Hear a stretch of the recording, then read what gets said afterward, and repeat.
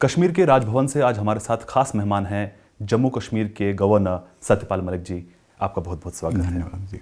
आपने हमसे पिछली मुलाकात में कहा था कि आप गवर्नर हाउस को आम लोगों की पहुंच में लाएंगे और गवर्नर हाउस को लोगों के लिए एक्सेसिबल बनाएंगे।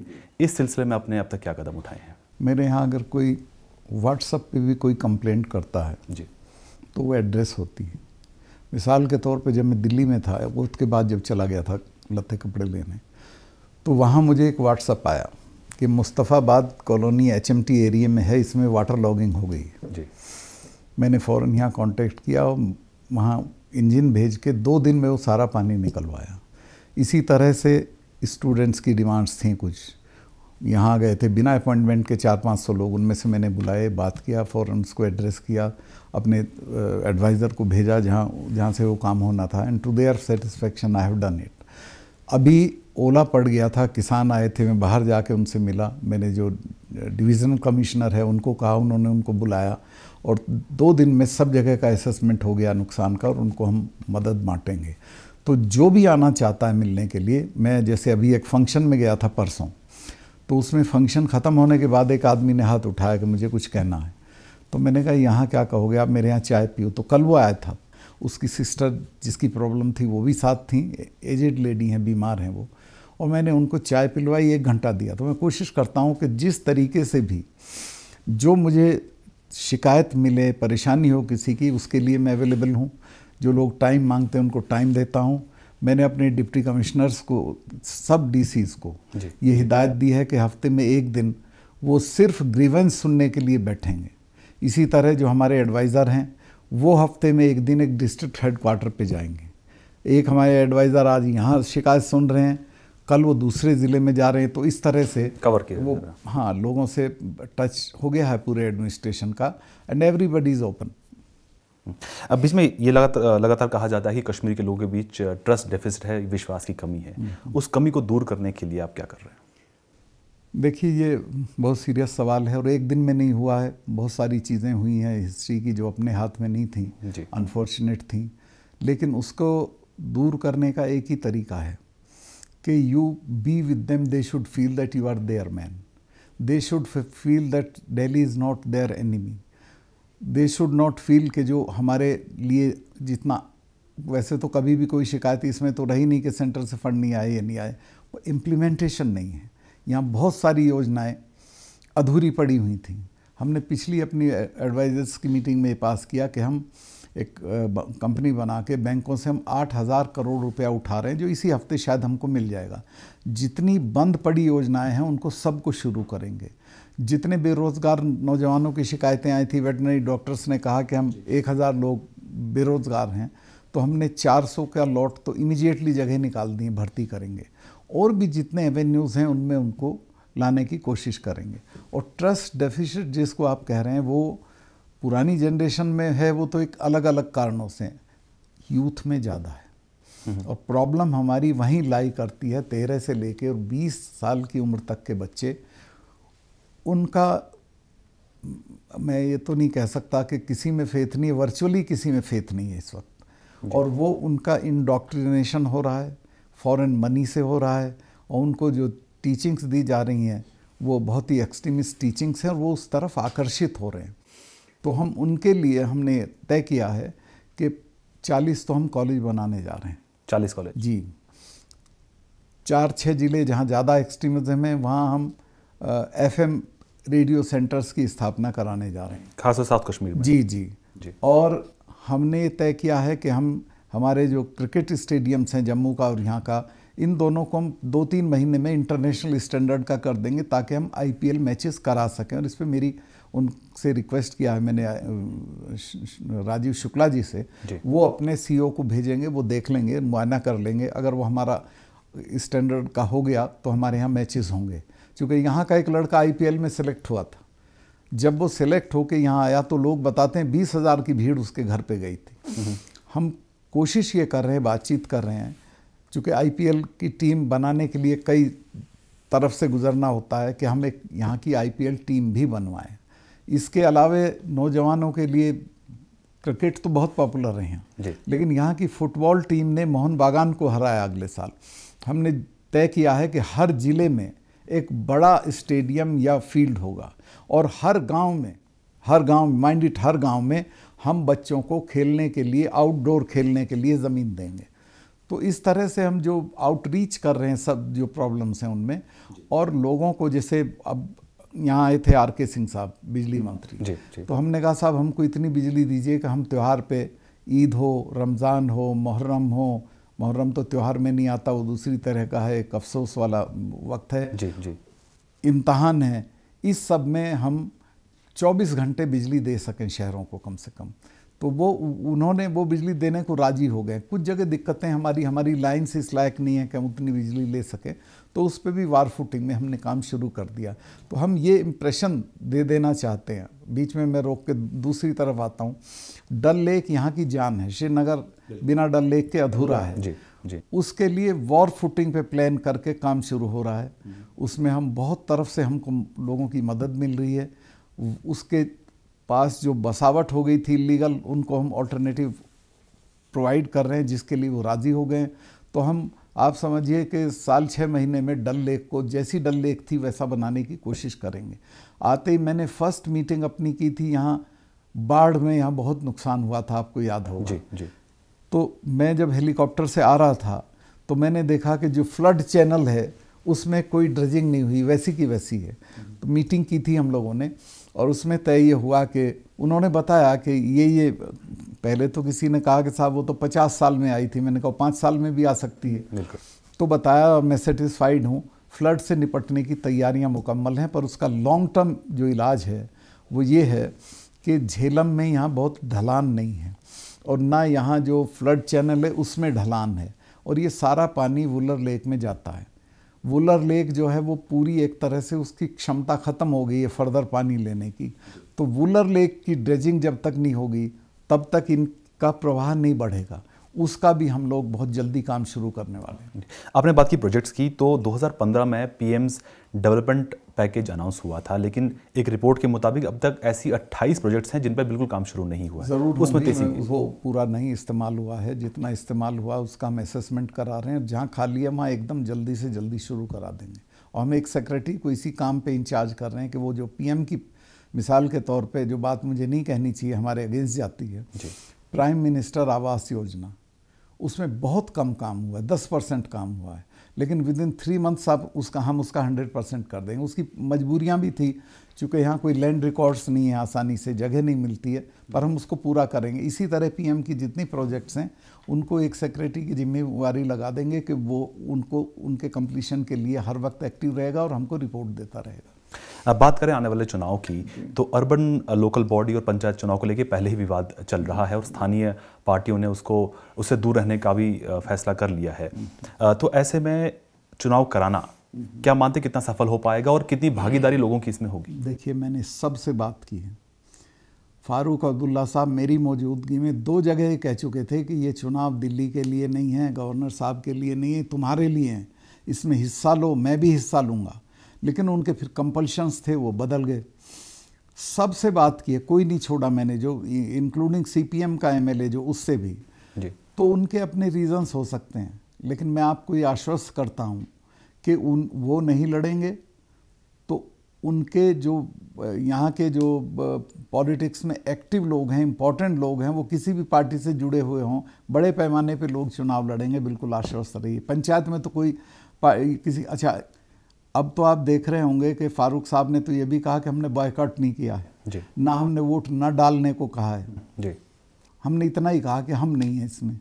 तो कोई और लड़ेंगे, हो सकता है जो लोग लड़े उनको दाएं बाएं से लोग मदद करें, चुनाव होगा, लेकिन लोगों की भागीदारी होगी 100% होगी। इसी बीच भीम सिंह की पार्टी इसमें हिस्सा ले रही है, ऐसी छोटी छोटी पार्टी जेडीयू, ये सब, इन लोगों को हम कोशिश करेंगे सब लोग हिस्सा लें, और इनके भी लोग लड़ेंगे, ये नहीं लड़ाएंगे लेकिन लोग लड़ेंगे जी। इसी बीच पीडीपी का यह दावा है कि चुनाव कराने से पहले स्थानीय पार्टियों की राय नहीं ली गई और बस घोषणा कर दी गई। ये बिल्कुल गलत बात है। कोई भी नेता ऐसा नहीं है पीडीपी का, कांग्रेस का या फारूक साहब का, जिससे मैंने बात ना की हो। बात की, उनकी राय जानी, उनकी एक राय थी, उस पर एक सहमति बन भी रही थी। सबकी ये राय थी कि बिना पार्टी का चुनाव, पंचायत में तो है ही बिना पार्टी का, जी, जी। इसमें भी बिना पार्टी का हो जाएगा, हमारे लोग लड़ लेंगे, हम पे इल्ज़ाम भी नहीं आएगा हमने बायकॉट नहीं किया। कहीं कंपल्शन है उनके, मैं समझता हूँ उसको, उनकी मजबूरी को अच्छे से समझता हूँ। मैंने उसका प्रयास किया, लेकिन उसमें जम्मू के लोग, बीजेपी के लोग और पार्टियों के लोग उसमें सहमति नहीं बन पाई। तो अल्टीमेटली ये हुआ कि जो लड़े वो नॉन पार्टी लड़ता हो, वो नॉन पार्टी लड़ ले, जो पार्टी से लड़े वो, किसी पे कोई कंपल्शन नहीं है, it is open for everyone. लेकिन मैंने सबसे बात की जी, आप मेरा यकीन करें, मैं नाम नहीं लूँगा, लेकिन सबके टॉप लीडर से मैंने बात की, उसके बाद इलेक्शन डिक्लेयर हुआ। केंद्र भी यह बात मानता है कि आने वाले चुनाव को लेकर सबसे बड़ा मुद्दा है वो सुरक्षा का रहने वाला है। इसी बीच कुछ धमकियां भी मिल रही हैं उन उम्मीदवारों को, और 1 लाख उम्मीदवार है जो पंचायत चुनाव में लड़ेंगे। तो ऐसे में तमाम उम्मीदवारों को प्लस पोलिंग बूथ्स और वोटर्स को सिक्योरिटी कैसे, आप मानते हैं बड़ी चुनौती है ये? देखिए, हमने जो चुनाव घोषित यहाँ के लिए किए हैं उनके लायक स्ट्रेंथ हमारे पास है, हम उनको सिक्योरिटी मुहैया कराएंगे। हमने जो पंचायत का चुनाव है उसमें पंचायत के हर कैंडिडेट का 10 लाख का तो हमने बीमा करा दिया सरकार की तरफ से जी।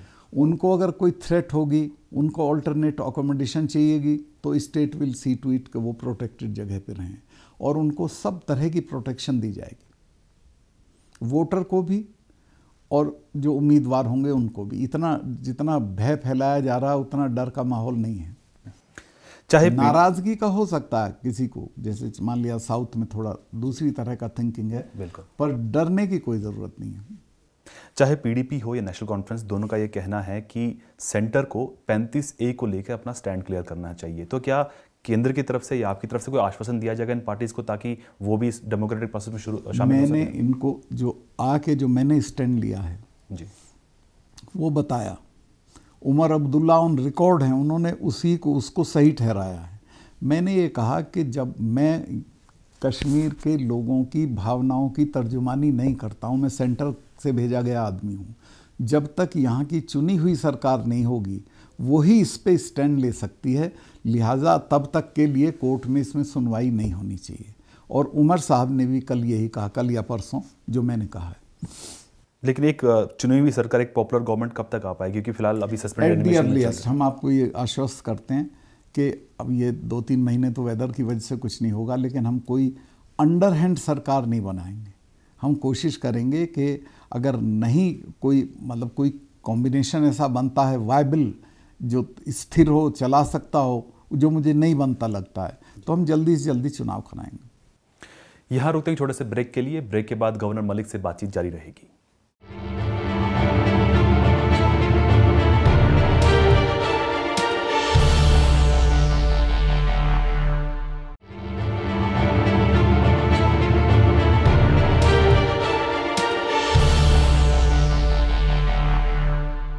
हम बात कर रहे हैं जम्मू कश्मीर के राज्यपाल सत्यपाल मलिक से।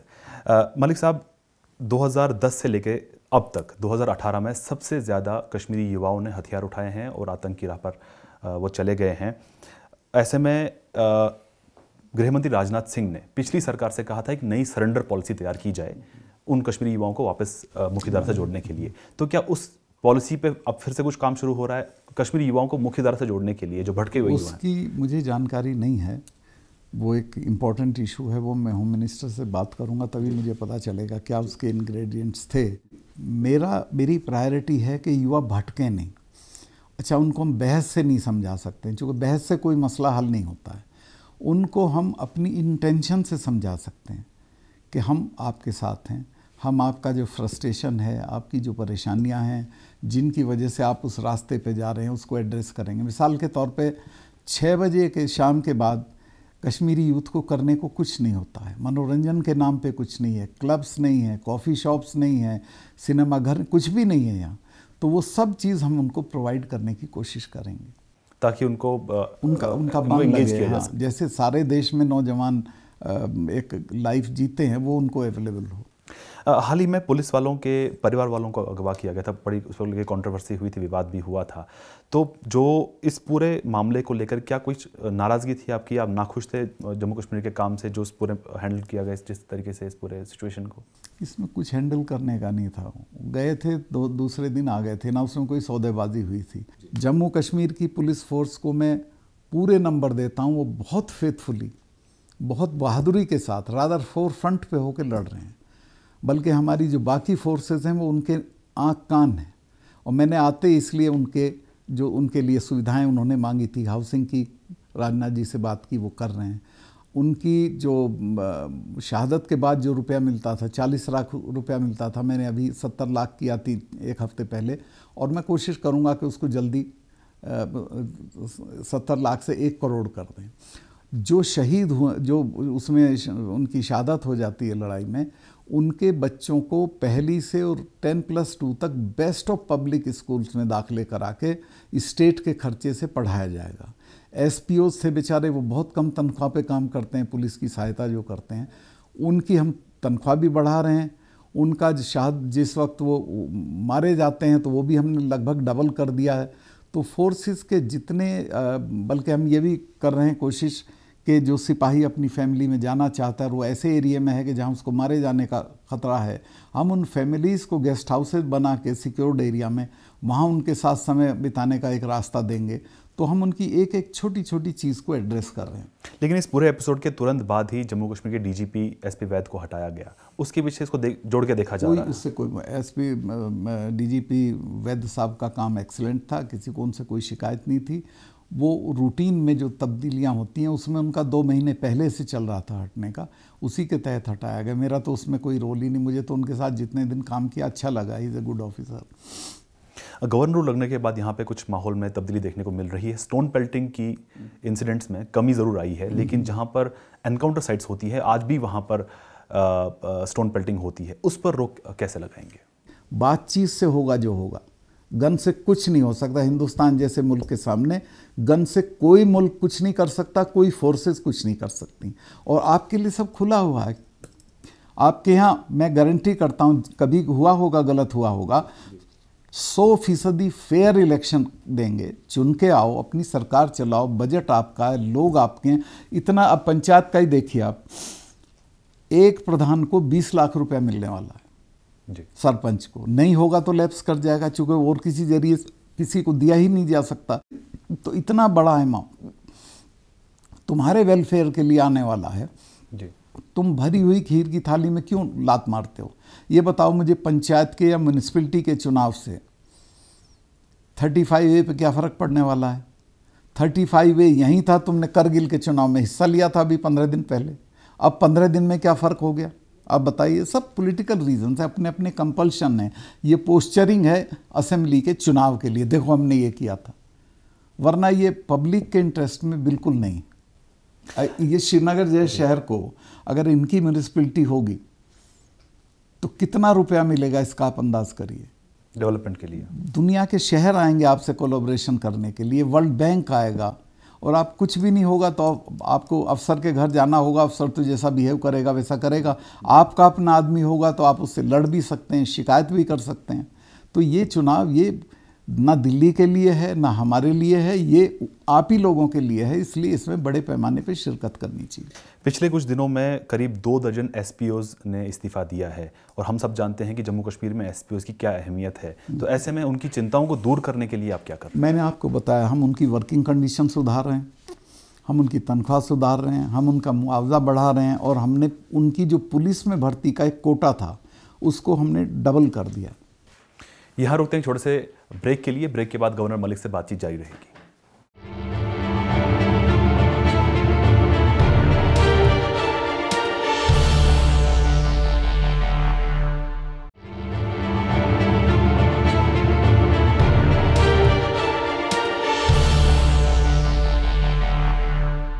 हम बात कर रहे हैं गवर्नर मलिक से। सर, सर्व शिक्षा अभियान वर्कर्स की लगातार मांग रही है और वो प्रोटेस्ट कर रहे हैं लगातार। उनका ये कहना है कि उनको 7th पे कमीशन के अनुसार वेतन मिलना चाहिए। तो क्या उनकी चिंताओं पर आप विचार कर रहे हैं?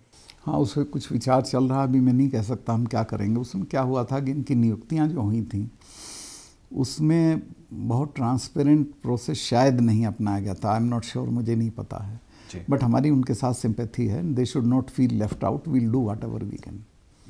इसके अलावा सर, कश्मीरी पंडितों का जो वापसी है वो एक काफ़ी सालों से मुद्दा चलता आ रहा है, और अब से कुछ दिन पहले इन्होंने एक और अपना बलिदान दिवस मनाया है। तो कश्मीरी पंडितों की वापसी के लिए आपके पास कोई रोड मैप है? आप समझते हैं कि कोई सही वक्त आएगा जल्द ही उनकी वापसी के लिए? आना चाहिए, लेकिन it's too early to ask from me, क्योंकि मैं इसको पूरा समझूंगा क्या हो सकता है।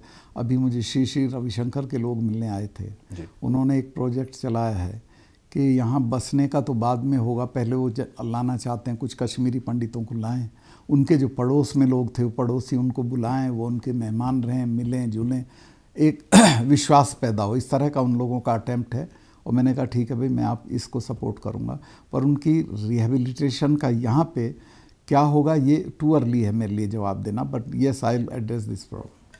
सर, उसी से जुड़ा हुआ सवाल है कि कश्मीरी पंडितों की मांग रही है कि टेम्पल और श्राइन बिल को असेंबली से पास कराया जाए।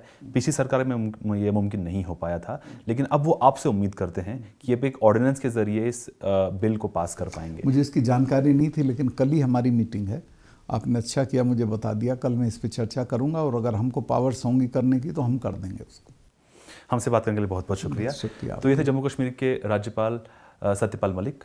देश और दुनिया की ताज़ा खबरों के लिए देखते रहिए न्यूज़ 18 नेटवर्क।